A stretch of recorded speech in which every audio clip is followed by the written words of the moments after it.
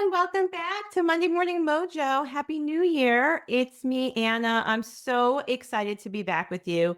I took a couple weeks off from the podcast to enjoy the holidays and to have some fun with my family and friends. And it was a great holiday season. I hope that you had the same. And now I'm excited because we're into a new year. And I have to say, I truly love January every year. I feel like it brings a lot of anticipation for the new year. It brings a lot of hope. It brings a lot of possibility. And I get excited every year. Right around the last 2 weeks of December, which I did this year, I took time to really think about what I experienced in this past year and more importantly, what I want to create for the new year. And I would love to share with you some things that I think can help you do the same. And whether you've taken the time to do this or not, it is never too late to revisit or to start planning for a really fabulous year. And so I'm going to share with you 5 steps to make 2025 your best year ever. And I am going to break it down for you so that you can then work on this yourself and implement it into your life and create goals for all the important areas of your life. And before we get into that, I just want to share something with you that I thought was really fabulous and that I was doing some research getting ready for today's recording. And I just want to share with you the significance of the number 2025 in terms of numerology. Now, I'm just going to say I am not an expert in this field whatsoever, but I love taking a look at significance and symbolism, and it's an important part of who I am. It's an important part of my life. And so I wanted to unpack what that number might be representing for all of us. And I thought it would be great for us to kick off this conversation with me sharing with you what this number 2025, according to numerology, signifies. And what it signifies is that this is a year of transformation. It's a year of transformation, enlightenment, and spiritual ascension. So, I don't know about you, but I got really excited when I heard that and when I read it. And I think that it's always great for us to see what the symbolism around us can signify in our own life. And so when you look at the sum of the digits in 2025, that sum is the number 9. And the number 9 is associated with letting go and opening up to new possibilities.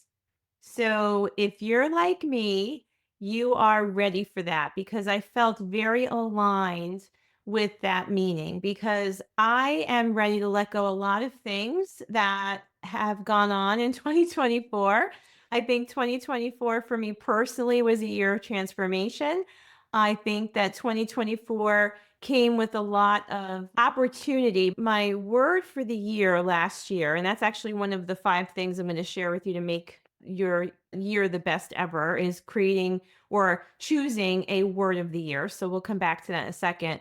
But my word of the year for 24 was breakthrough. And I believe I achieved my breakthrough at the end of the year. But I will say, leading up to that, I felt like at times I was faced with a lot of challenges and even some breakdowns, which I'm good with because you can't have the breakthrough without a breakdown or two.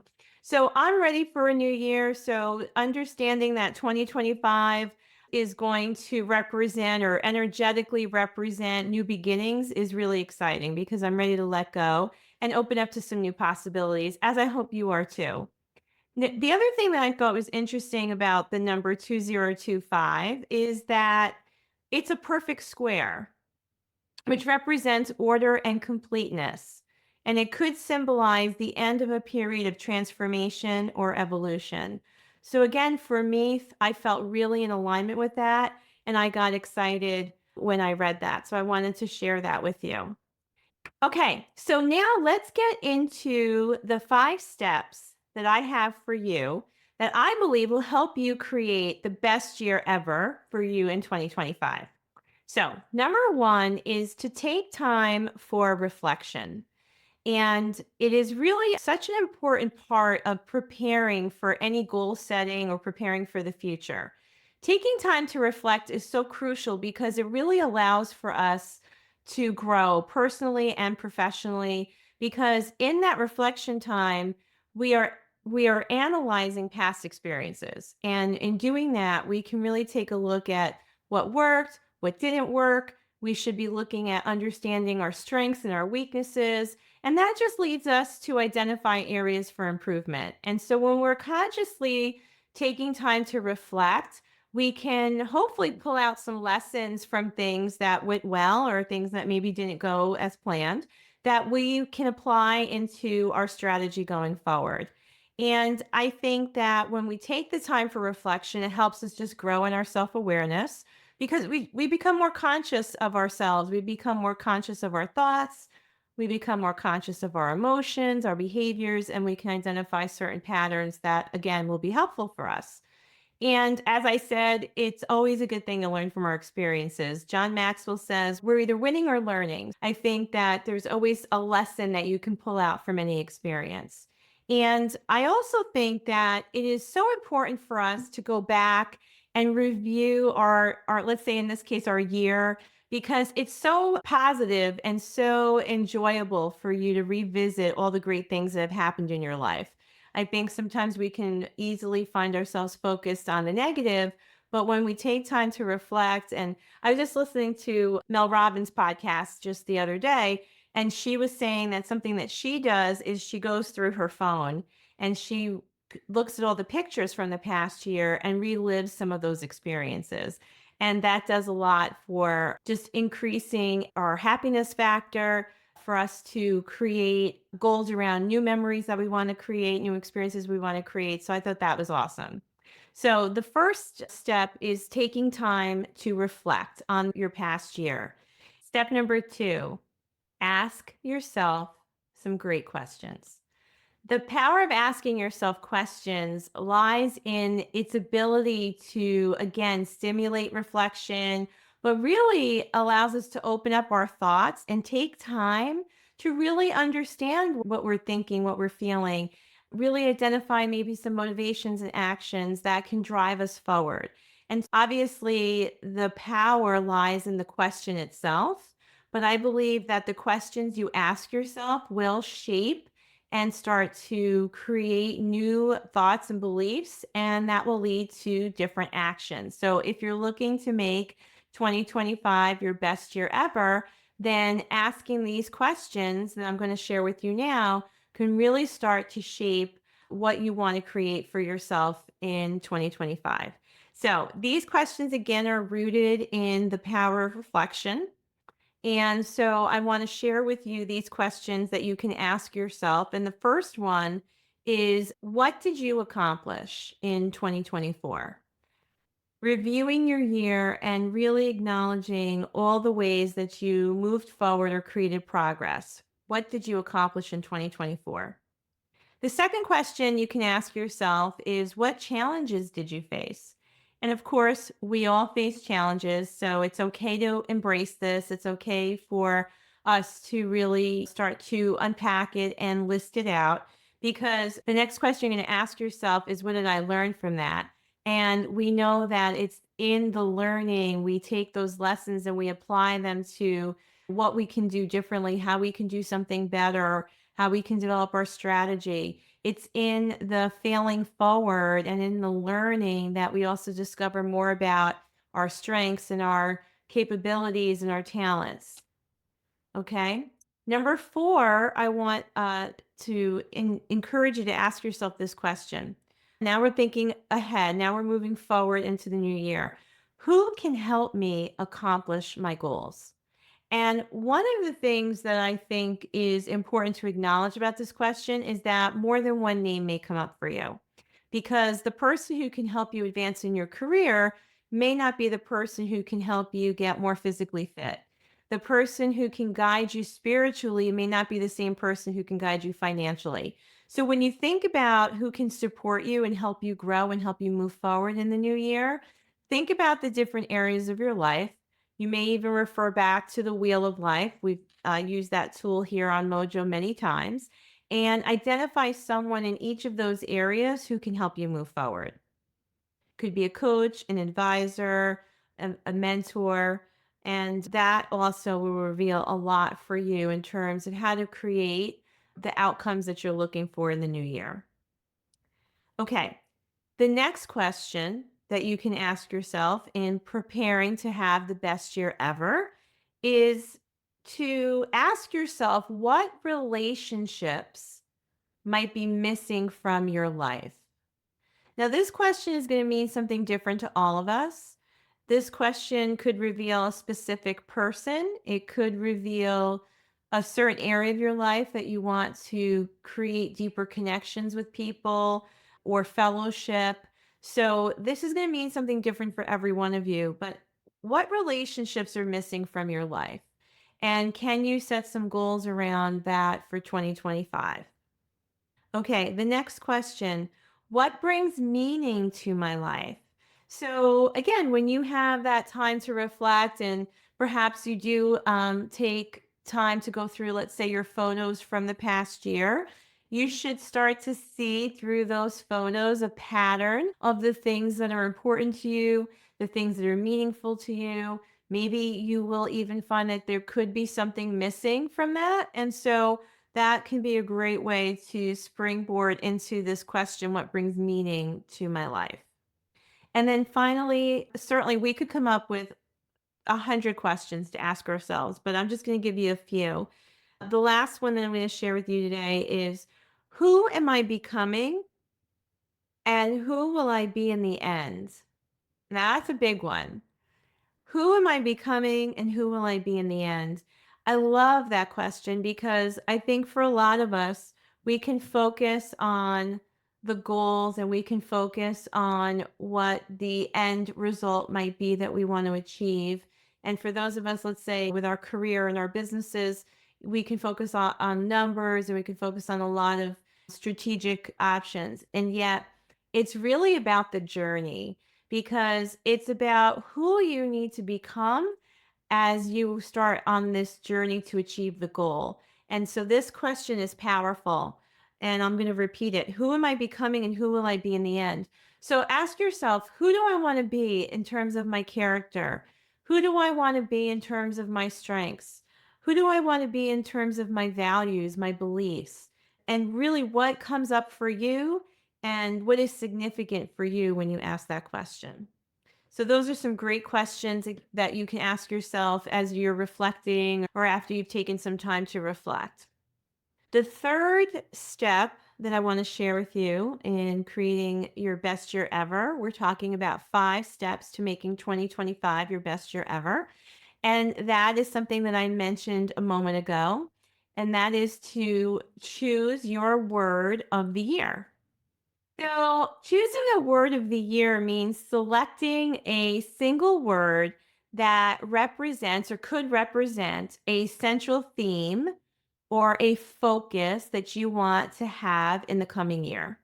And by choosing this word of the year, you prioritize and connect with what that word can signify for your life. It's a personal motto, and that personal motto should create sort of a North Star, right? It becomes a beacon and it should guide your actions and your goals and it brings you into alignment. Now, I love choosing a word of the year. I've been doing this, gosh, I don't know, maybe 10, no, more. I've been probably making a concerted effort to choose a word of the year for the last 15 years.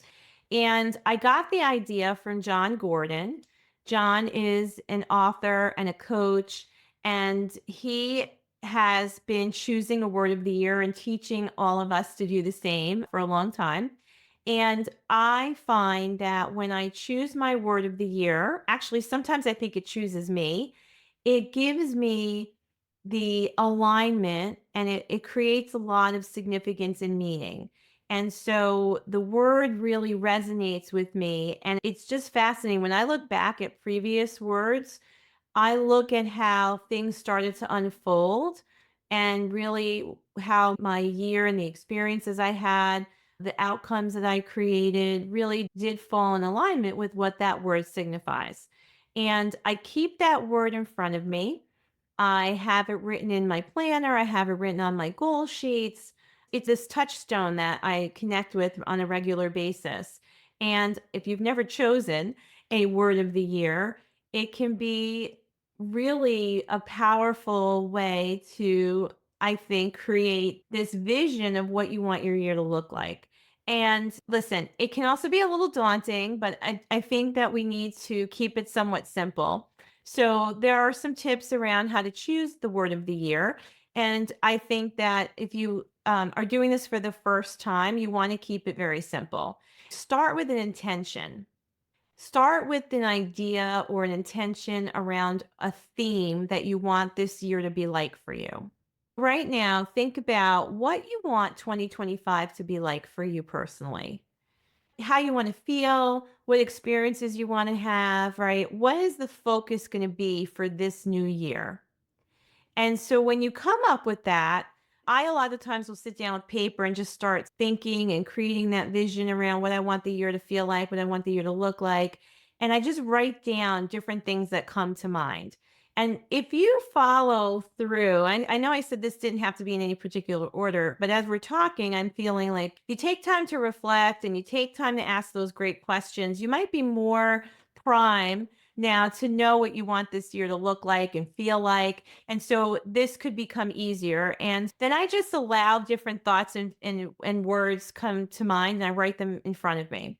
Now, you can also Google and go online and come up with lots of lists, and I can probably share some resources with you for different words that you might want to consider. But I think that you just choose a word of the year that you feel inspired by. And it's interesting because you just know when you find the word. Sometimes you think you know what word you want to choose, and again, you keep looking, and then suddenly, when you connect with the word, you're like, that is it. That's my word of the year.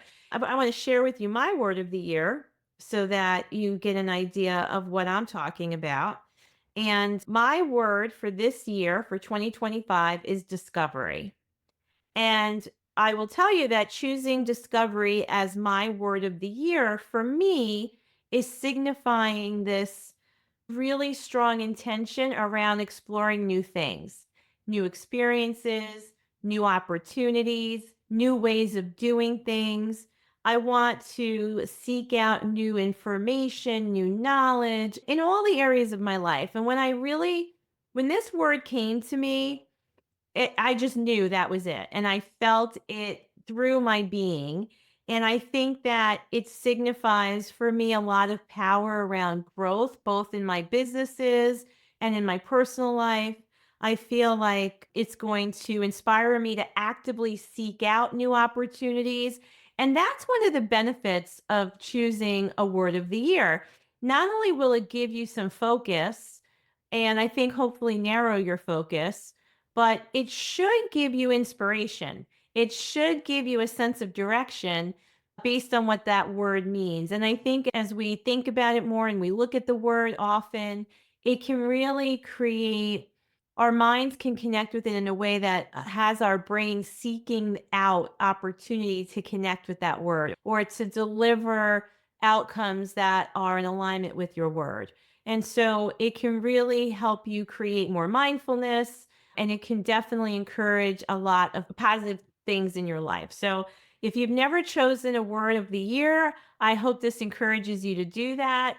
Again, my personal word for 2025 is discovery, and I just love it. I'm really excited about what that's going to mean for me in this new year. And I think that when you connect with your word, figure out ways to integrate it. So maybe you want to come up with a personal mission statement for the year using your word. Maybe you want to set some intentional goals in alignment with that word.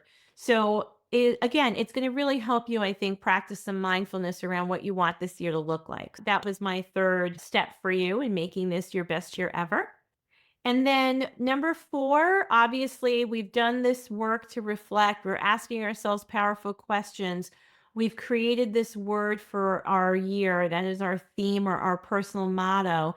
And then the next thing that we need to probably do or should do is create some goals. And so I wanted to talk to you a little bit about what that can look like for your personal life and your professional life. And I think what's important about this conversation around goals is what's more important is the goal achievement as much as it is the goal setting, right? So we want to make sure that we are looking at how we can set goals that are achievable and that we set goals that are meaningful to our lives. So, if there's anything that you could do to really create a more powerful year, it would be for you to take a look at where you need to set some goals. And again, I can refer you back to the Wheel of Life so that you're looking at all those different areas of your life and really looking at what goals you want to set in each area. Now, the interesting thing about goal setting is that we want to start with where we are right now. So before you can really create goals for the future and where you want to go into the future, I think you have to understand where you're starting from. Think of it this way. If you're driving in your car and you're using GPS to get to your destination, your GPS has to know where you're starting from. So it's the same thing with goal setting. Before you can decide where you're going, you have to know where you're starting from. So that's why all of this evaluating and thinking about last year and understanding the questions that I shared with you and what your thoughts and your answers are to those questions, that's going to help you really determine where you are right now. And that is going to give you the ability to figure out what you need and help you create those goals and help you understand where you want to be in the next 12 months. Okay, so I'm going to share a tool that we use a lot at Keller Williams. It's certainly not unique to Keller Williams. It's a tool that a lot of people are using to understand how to break their goals down. And it's called the GPS. And just like the GPS you use in your car that I just talked about, it's a format that will help you take the goal and break it down into the priorities and strategies necessary to accomplish what you set out to do. So it's pretty straightforward. It's a one-page document. It's really simple. And I think that it will give you a lot of clarity. And so in the GPS format, you start with, and this is the G, you start with the goal. So what is it that you want to accomplish this year?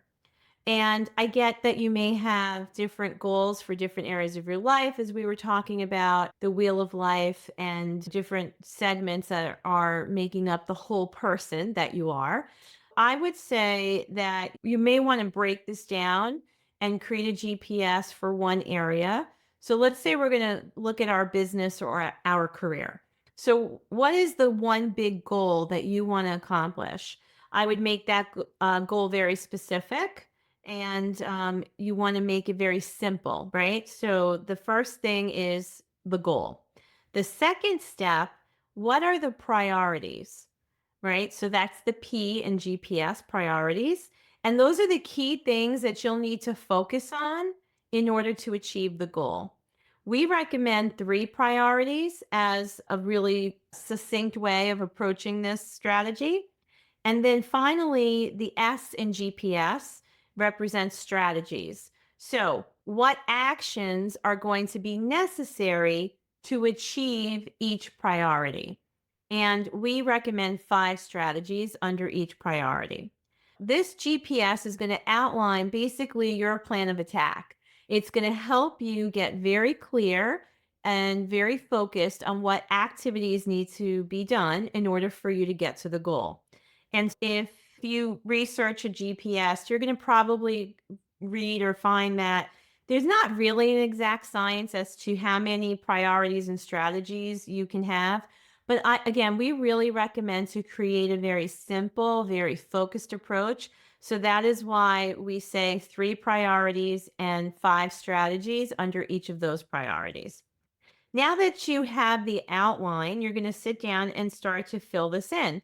And so it's important for you again to take a look at what resources may be available to you and what resources you may need to connect with in reaching the goal. It might be important for you to look at what tools you need or anything that you don't currently have within your reach in order for you to get to the goal. It's going to be important for you to identify what or who can help you. So using this GPS outline is a great way for you to formulate some goals. Now, of course, once you've identified the goals that you want to reach and how you're going to get there, it's important that you then take your calendar and you time block time on your calendar for the activities that are necessary in order for you to get to the goal. Because if they're a priority, they need to be on your calendar. Because I believe if it's not on your calendar, it doesn't exist. So it's probably going to be a very important step for a lot of you now to develop a habit around time blocking. And this could be something different. This could be something new for many of you in the new year. But I think that it's important for us to know that we have to reserve the time to do the things that are important for us to move forward. And it's not enough to just know it up here. We really have to have that time blocked on our calendar, just like we would have a time blocked on our calendar for an appointment. We have to be committed to making the time for ourselves and making the time for us to really do the tasks necessary and take the time necessary to accomplish what it is that we are setting out to do. There's several things I would recommend that you get in the habit of time blocking for. Number one is those 20% activities. We've talked about the 80-20 rule before.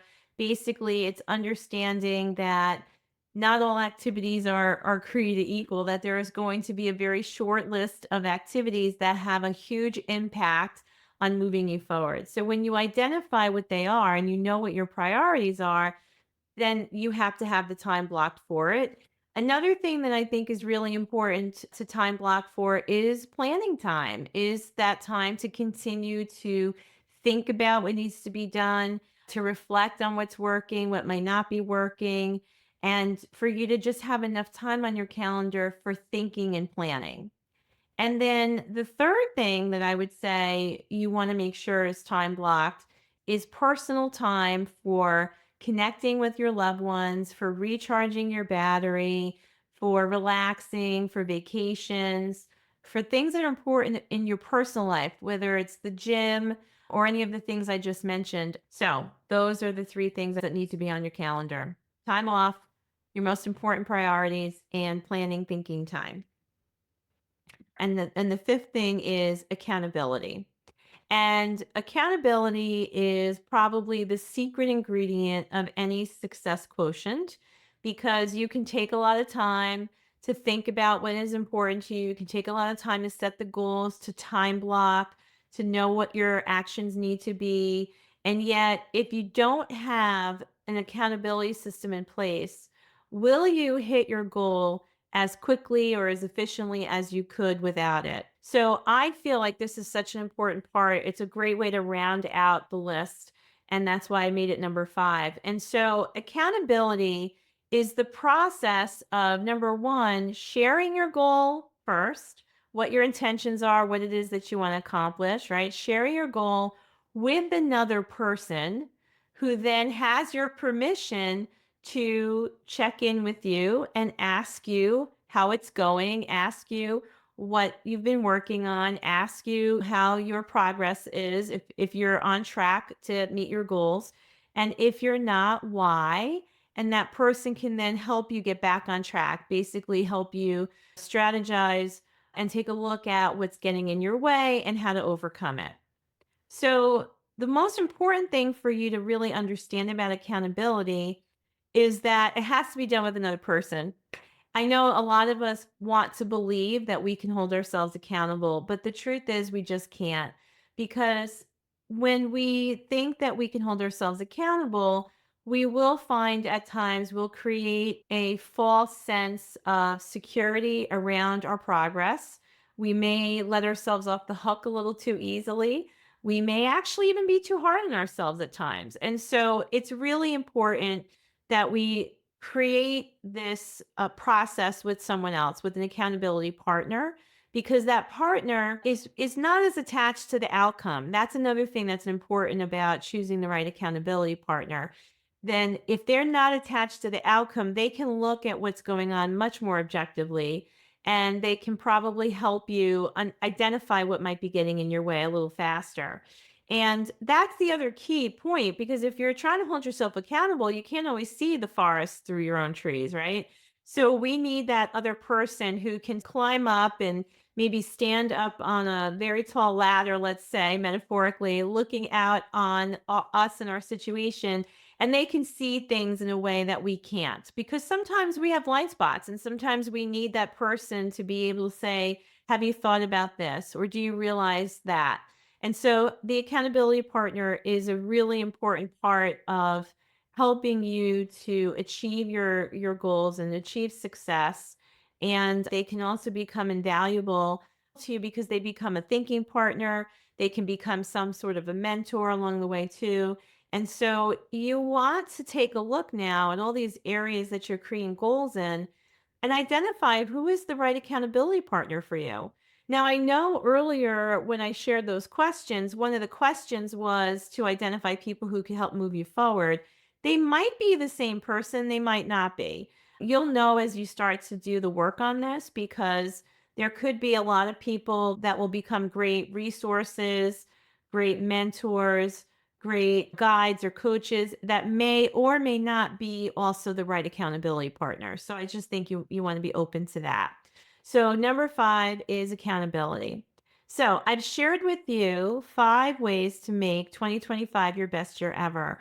Number 1 was reflection. Take the time to reflect on this past year, identify things that were working well, things that might not have worked well, what it taught you, what you've learned from it, who you've become in the process. All of that's going to help you understand how to shape your vision for the new year.